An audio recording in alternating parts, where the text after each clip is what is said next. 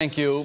You may have seen them in your town, a group dressed in fatigues collecting donations for veterans outside supermarkets. But the group called the Veteran Support Organization is now under fire. Fox Connecticut's Beau Berman looked at their financial statements to see just how much of the money they collect is going to real veterans and explains why one senator wants the FTC to investigate. Beau. Oh, Brent, Allison, that's right. When you donate to the VFW or American Legion or the Marine Corps League, you can feel confident knowing that the bulk of your donation is actually going to help veterans being supported by those groups. But what if only 15% of the money you gave was actually going to help veterans? That's the accusation against one group here in Connecticut, the Veteran Support Organization. Here's their website. Tonight, there's an investigation being called for by Senator Richard Blumenthal. He wants the FTC to take a look.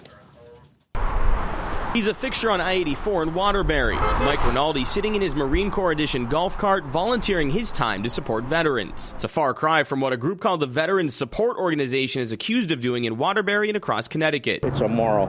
It's just immoral. Rinaldi's referring to the organization's collections at this Waterbury Stop and Shop. When I asked the person collecting the money if he was a veteran, he said, no, I'm not a veteran, but I do give the money and I am getting paid. He called the police. Believe me when I tell you, I think this money is not going where it's supposed to be. But as a real registered charity, there's nothing police can do, despite allegations that most of the money isn't going to veterans and that collectors are making false claims. In fact, in these 2009 financial records from an audit run on Veteran Support Organization, or VSO as it's known, they report $2.5 million in donations received from the public, yet only $400,000 given back to veterans. That's a mere 15%. About 40% of the money collected went to paying the men hired to solicit the public, dressed in camo, some of them not even veterans, according to an investigation by Fox 5 New York. The VFW is rightly concerned that only a small part of the donations, dollars given in the name of veterans, may actually be used to benefit those veterans, and the VFW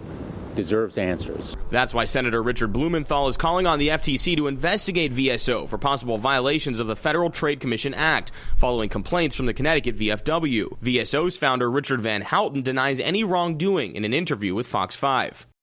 It's not all about the money. You know, it's about helping these veterans that have fought for our country. After tracking VSO for months, Rinaldi believes Connecticut officials are finally on the road toward understanding what the Veteran Support Organization is all about. It's just unbelievable.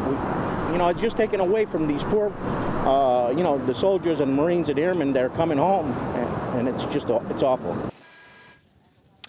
Now, Senator Blumenthal is going to be addressing this issue tomorrow, 1 o'clock at VFW Post 2083 in East Hartford. If you'd like to check out a charity yourself that you come across, it's simple. Head to the Connecticut Department of Consumer Protection website. You go here, you go to verify a license, then look up a license. That brings you to this page where you type in charity, and then you type in the name of that organization. It lets you know whether they're a real and registered charity. The key, though, is finding out how they dole out the money that they collect ultimately. We reached out to Veteran Support Organization tonight. They did not respond to our inquiry for comment.